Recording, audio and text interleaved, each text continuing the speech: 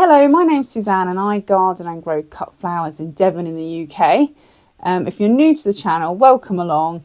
Come with me today. We're going to go and take a look at the cut flower patch. So you join me again today in the cut flower patch. I'm in a really stupid location because the sun is shining in my eyes. Let's flip around. So I'm in the cut flower patch and I've just been doing a bit of general tidying. And it's one of those things where I always start jobs and don't finish them.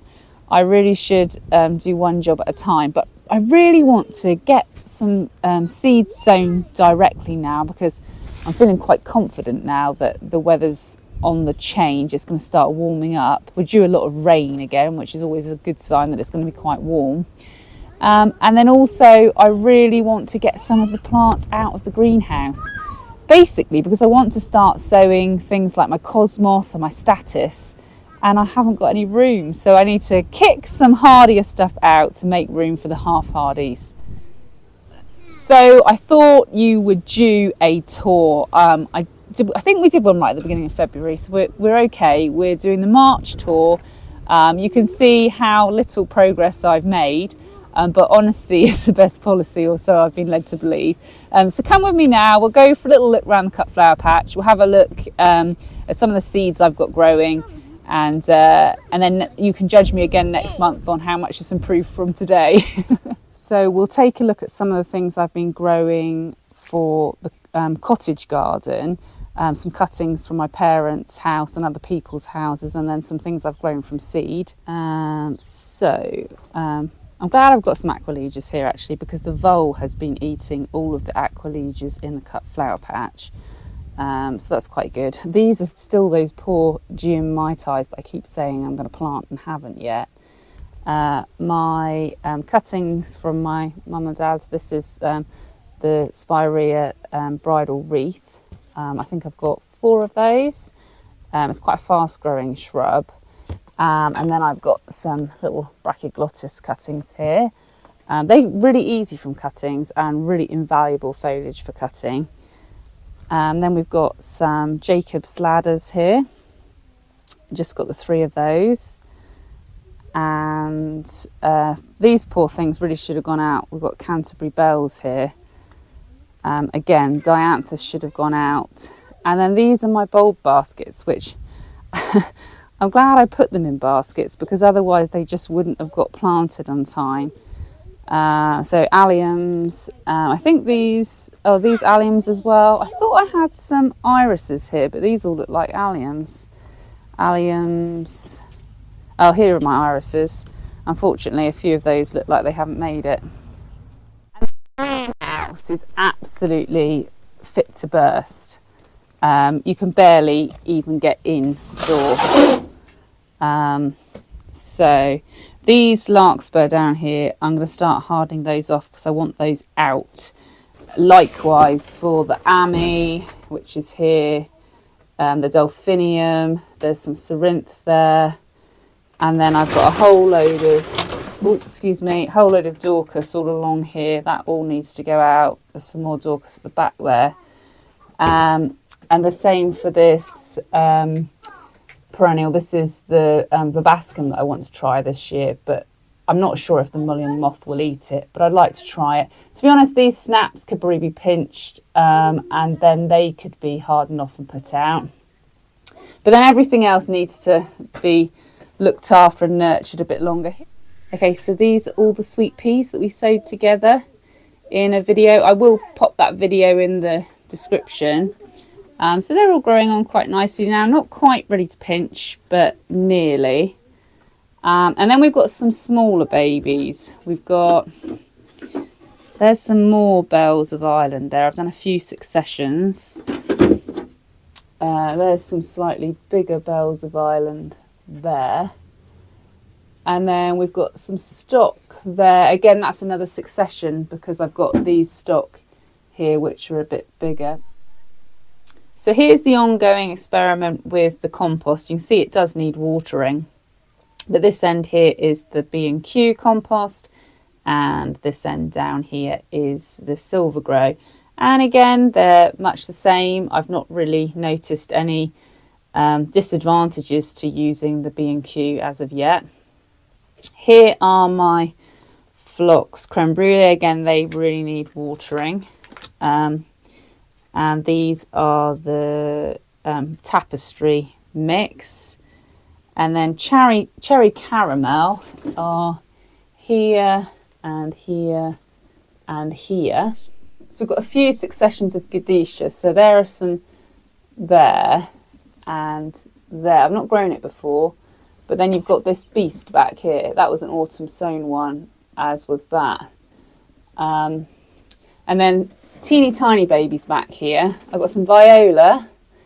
And then I've got marigolds. I've got a white and an orange.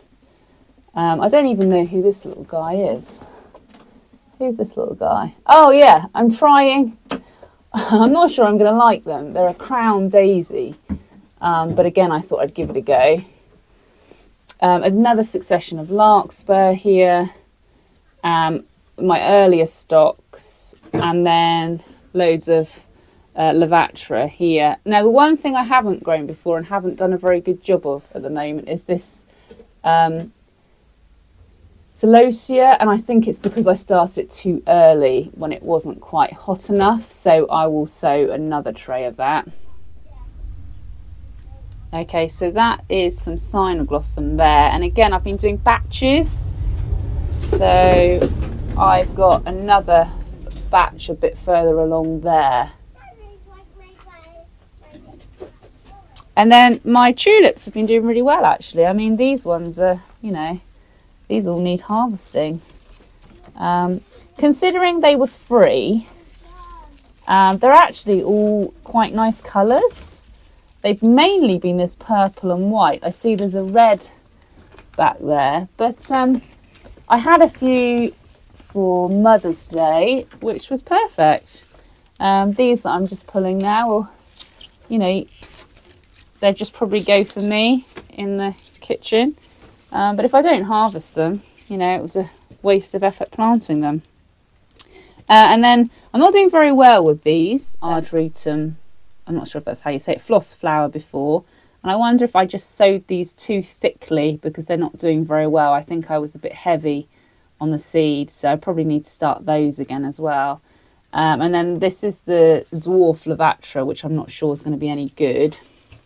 And then in here, I've just been starting some of my foliages. So that's some Greek cress. The plurum seed's really old, so I'm actually going to go through my dried flower stock and harvest some of my own seed and try that again.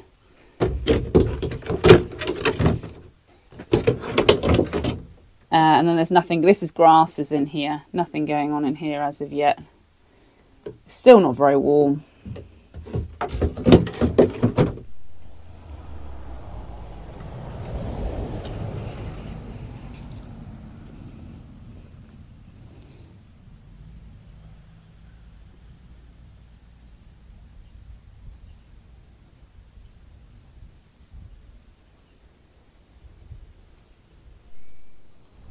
So yes, it is still a mess.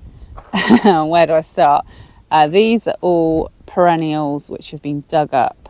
Some of them to be moved to a different area in the cut flower patch, and some of them to be moved to the cottage garden because they're not staying. So along here, I'd put some more Aquilegia in here, and the vole is just nibbling all the leaves off. I think he's gone all the way along, yeah, so there's another nibbled Aquilegia there and there, so that's a bit of a shame. We've got one Icelandic poppy there. I didn't really get on very well with them. I think they're better for event and bridal work rather than retail bouquets. We've got a few bits of Hesperus Sweet Rocket, but again, it's not my favourite, so there's some more. I don't need masses. And then these are my foxgloves here. So I've actually used some of the hellebores. I'll pop a picture in some of my Mother's Day flowers, and they were really lovely. I knew they were going to be a good investment, and I just can't wait for them to get bigger. And look at that. My Aber did make the 40 centimetres, and they are such a brilliant cut flower. I'm really pleased with them. Really highly recommend the Aber. It's just a shame that they'd gone a little bit too far over for Mother's Day. But what I probably should have done was harvested them and put them in the fridge. Again, more perennials in here just waiting to be put in the final home. And then I have direct sowed a few things in the tunnel, but not much is happening yet. Sweet pea frame, yeah, is going to be ready over here now for a change. And not much going on with the rest of the daffodils. A few buds, but no real flowers. These were the mixed ones, and I think they're all the same, so I'm a bit disappointed with that. I've covered some of these beds now because it's warming up and the weeds are just going to get going, so I just need to stay ahead of them. So I've covered this bed to stop weeds. My poor peonies are going to make it.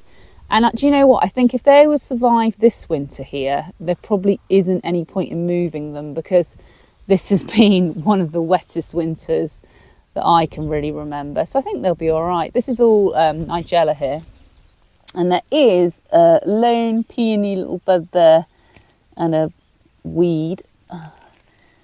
And these were really cheap peonies, which is why they're really tiny and they're taking years. But they will get there. It's just the patience game. And then obviously this is where all my little baby ladies mantle are, which if you watched my top 10 perennials the other day, they were on there, and you can see I've got them in abundance, basically edging this whole peony bed.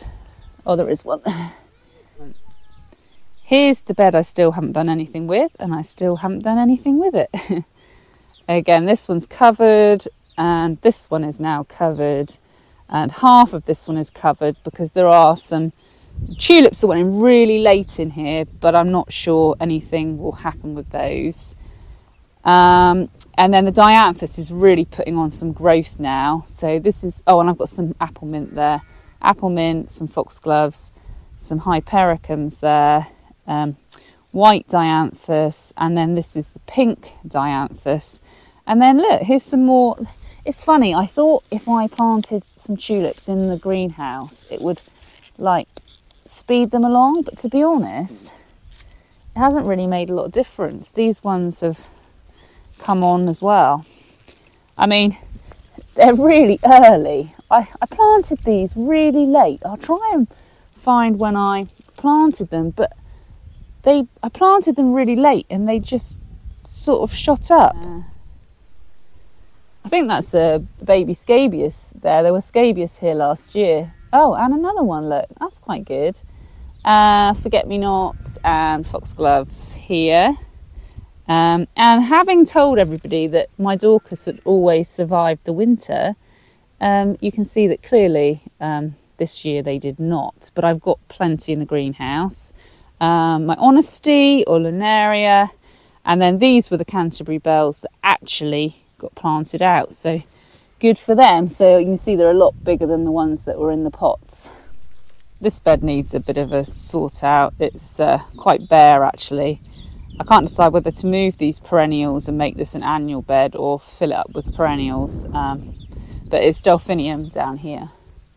Some of them just emerging, and some of them, you know, putting on some leaf.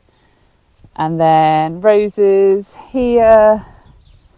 These are the ones that only went in last year, but they've put on some quite good growth now. I didn't really cut from them last year.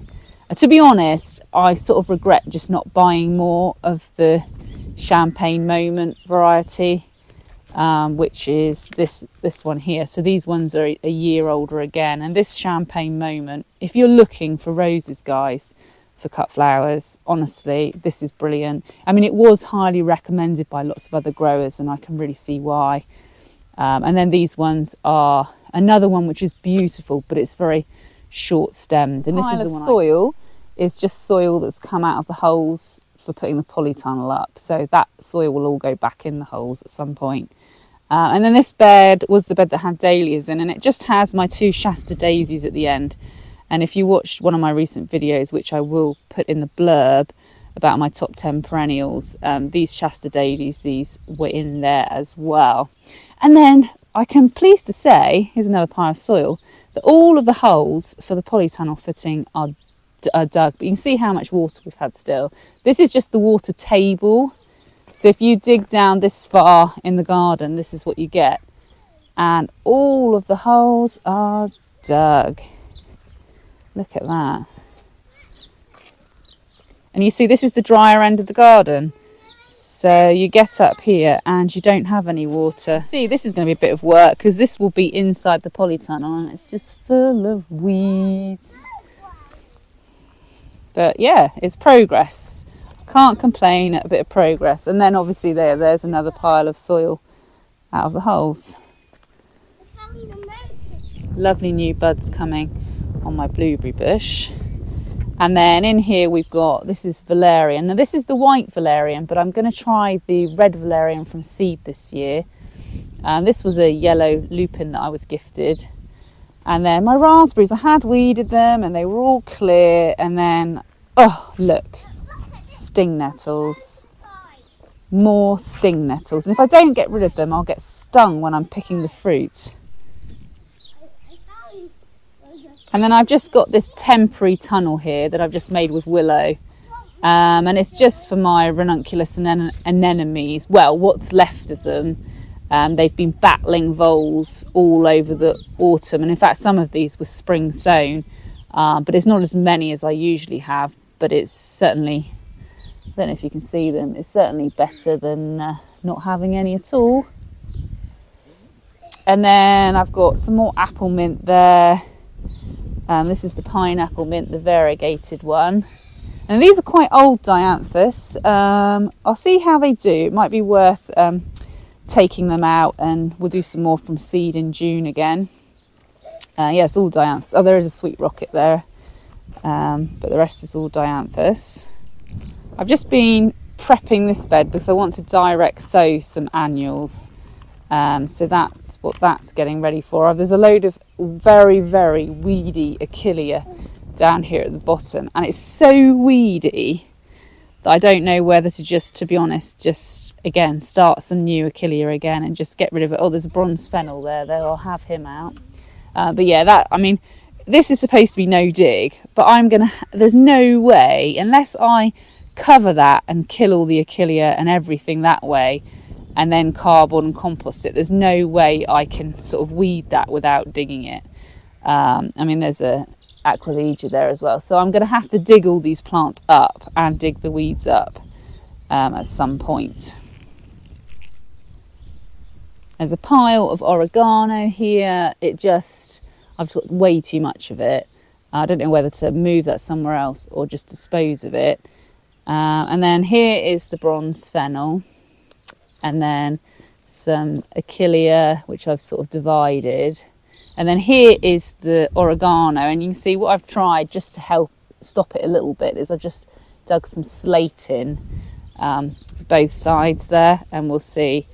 And there is a pile of oregano under those bits of plants I've chucked on top, but I'll probably will dig those up. And then this is, if they come back, they just look like wooden sticks. This is Rudbeckia Sahara. This is a big bed of Achillea the Pearl, which this has all been divided. And then you can only just about see, but this is Astrantia in here. But it's not got a huge amount of growth on it, but there's another one. And I've decided to take my time out of here. I don't use it for cut flowers. I use it for culinary purposes. So there's no reason why this needs to stay in here. And I'm also going to take the euphorbia out. I'm going to take the toad flax out because it just doesn't grow very well in here. It grows really well in other areas on the property where it's a bit drier. So I think I'll move it. The Lysimachia, which, as you know, is one of my favourite perennials for cut flowers, will stay here. I don't intend to move it. It's very happy, just sort of showing now all those little red shoots, so it can stay. And again, in my top 10 perennials was sedum, but this is, it's a lovely sedum that I took from cuttings. And you can see from the seed heads here, to give you an idea that each stem was just much more manageable. Can you see that? They're just really nice stems with not too much weight on them. So these are little cuttings that I took of those. I can see here's a little cutting here. So I'm really looking forward to having a bit more of that this year. And then this is the oregano that again needs digging up, because of all these piles, clumps here, are clumps of obedient plant that need to be planted. I've tried to get as much in the ground as I can, so these are all planted. So if this dies, it's my own fault for leaving it there, but I've run out of time basically. And then we've got Achillea here, little baby feverfew. I took out all of my old feverfew because, as I mentioned again in my top 10 perennials, I think feverfew is better as an annual. And then these teeny tiny ones are the different varieties, so I'm hoping they're going to be okay. I mean, they look okay, they're just teeny tiny. So we'll give them a chance. Right. If you haven't subscribed, please do. If you like my content, don't forget to press the like icon. And if you'd like to contribute to my channel, you can, of course, always buy me a coffee, and the link for that is in the blurb to the clip. Particularly thanks to those of you that chat away to me in the comments. It's you that encourage me to keep making these videos. Okay folks, that's a wrap. Thank you very much for watching my video today, and I'll see you next week.